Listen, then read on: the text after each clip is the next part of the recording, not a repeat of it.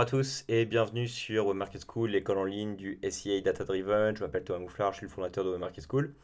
Et dans cette vidéo, on va clôturer cette série de vidéos sur les stratégies d'enchères et on va parler de la stratégie d'enchères au ROS cible. Avant toute chose, si vous souhaitez que Web Market School vous accompagne dans le développement de votre business et vous aide à obtenir plus de clients grâce à Google Ads, rendez-vous sur www.webmarketschool.com et vous y retrouverez toutes les informations nécessaires sur la méthodologie de Web Market School et comment je peux vous accompagner à développer votre business. On va parler dans cette vidéo de la stratégie d'enchère au ROS, donc Return on Ad Spend. La stratégie d'enchère au ROS, c'est la stratégie d'enchère la plus complexe de tous. Parce que déjà, pour fonctionner, elle demande plusieurs choses que je vais rappeler rapidement dans cette vidéo. Si vous souhaitez en savoir plus sur son fonctionnement, je vous invite à regarder la vidéo que j'ai déjà publiée sur la chaîne dédiée au fonctionnement du ROS cible.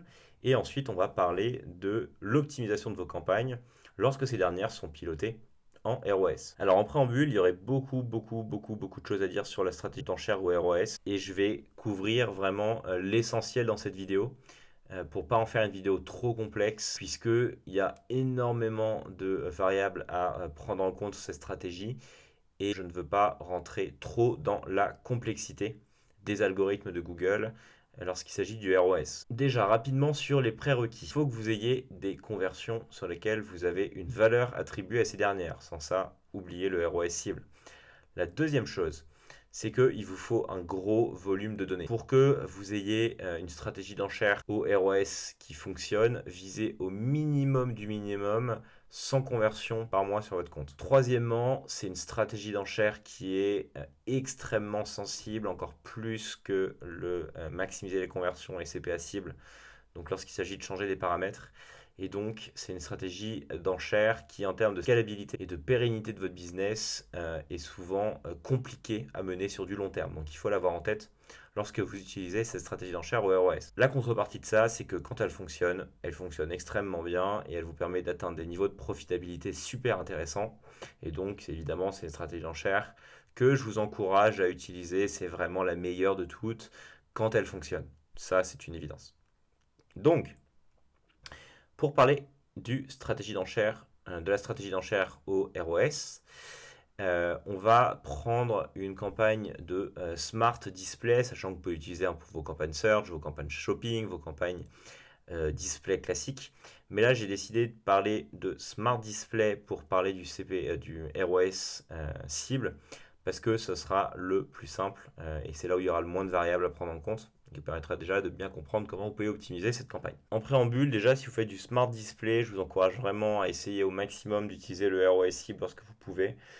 C'est une combinaison qui est dévastatrice en termes de performance lorsqu'elle fonctionne. Ce qui est important avec le ROS, c'est déjà de regarder vos plafonds de diffusion. Pourquoi? Parce que lorsque vous allez pivoter sur cette stratégie-là, très régulièrement, vos campagnes vont parfois pas diffuser ou s'arrêter brutalement. Pourquoi? Parce que, encore une fois, c'est la stratégie d'enchère la plus complexe. Il y a beaucoup de variables que Google utilise pour calculer les rendements escomptés avec ces stratégies d'enchère-là. Et parfois, l'algorithme, en fait, n'est pas capable de faire les calculs proprement et donc sous-diffuse vos campagnes. Donc la première chose, c'est de s'assurer que vous avez un volume décent. Donc ici c'est le cas, on voit que on a sur la période donnée donc d'une vingtaine de jours, quasiment 2 millions d'impressions qui ont été générées, quasiment 10 000 clics, donc ici les calculs s'opèrent correctement. Le vecteur important sur le ROS, évidemment, c'est le plafond. C'est une stratégie qui est basée sur le rendement de vos campagnes et pas forcément sur la profitabilité. Je m'explique.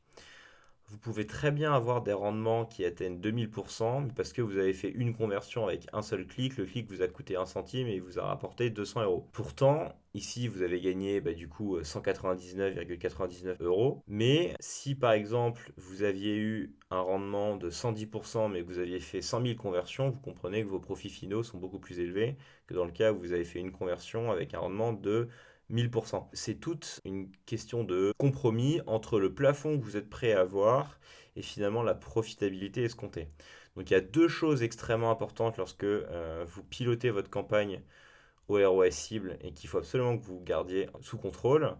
C'est votre volume de diffusion versus votre volume versus votre rendement. C'est-à-dire qu'à chaque fois que vous allez toucher au plafond de ROAS, il faut que vous gardiez donc dans un fichier Excel ou dans une note le volume d'impression et le volume de diffusion que vous aviez avec le plafond actuel et celui que vous obtenez avec le nouveau plafond.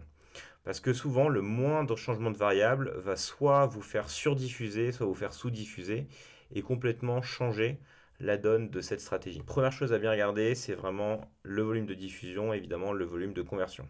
Deuxième chose, c'est quel plafond utiliser. De manière générale, sur la stratégie d'enchère, donc en Smart Display, ce que je vous conseille de faire, c'est de ne jamais toucher directement au plafond dans la campagne.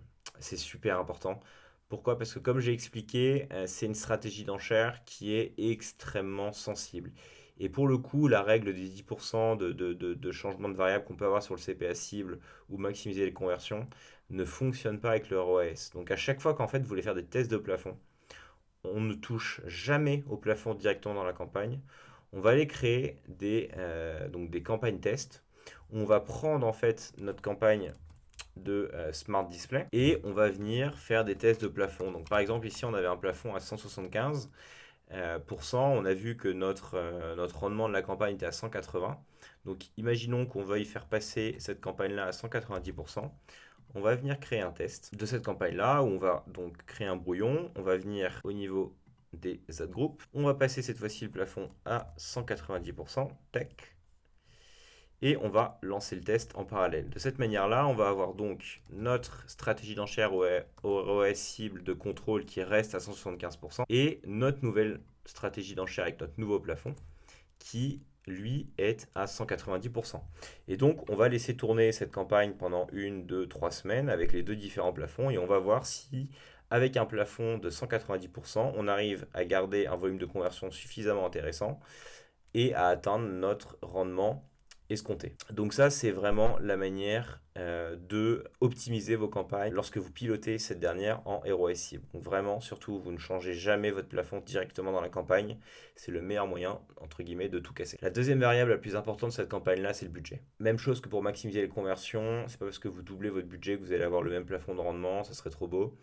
Il faut que vous soyez très méticuleux et la règle donc des 10% s'applique. N'écoutez jamais les recommandations de Google qui vous dit tout simplement de doubler ou de tripler votre budget. Par exemple, ici sur cette campagne-là, Google nous propose de passer à 170. On est actuellement à 150. Donc là, on est grosso modo dans une fourchette de 10%. Donc 10% serait 165. On peut éventuellement passer à 170, mais c'est déjà trop. Mais le plus souvent, Google va vous proposer de tripler, quadrupler votre budget. Et ça, c'est vraiment à éviter. Donc, pour conclure, le ROAS cible, c'est une stratégie d'enchère qui est excellente, mais qui demande vraiment de ne jamais toucher aux variables directement dans la campagne, mais vraiment là pour le coup d'utiliser les procédures de test et brouillon pour optimiser cette dernière, c'est super important. Donc là, on a fait un exemple au niveau des Smart Display, mais si vous êtes sur du search, pareil, si vous voulez poser, changer des plafonds, changer des mots-clés, etc., vous ne le faites jamais dans votre campagne de contrôle. Vous créez une campagne de test, vous faites tous vos changements et vous regardez si ces derniers permettent d'avoir des meilleurs résultats que la campagne de contrôle. C'est super important. Voilà, j'espère que cette vidéo vous a plu, qu'elle vous permettra de mieux optimiser vos campagnes actuellement gérées en ROAS cible et tout simplement d'obtenir de meilleurs résultats dans l'optimisation de vos campagnes Google Ads. Si c'est le cas, n'hésitez pas à partager, liker et commenter cette dernière. Ça participe comme toujours au bon développement de la chaîne et je vous en remercie. Et enfin, n'oubliez pas de vous abonner à la chaîne de Webmarket School pour rester informé des dernières vidéos. Encore une fois, si vous souhaitez que Webmarket School vous accompagne dans l'optimisation de vos campagnes, dans le développement de votre business, tout se passe sur www.webmarketschool.com. Voilà, j'espère que cette vidéo vous a plu et quant à moi, je vous souhaite une bonne optimisation de vos campagnes Google Ads et je vous dis à très bientôt pour une nouvelle série de vidéos. Au revoir à tous.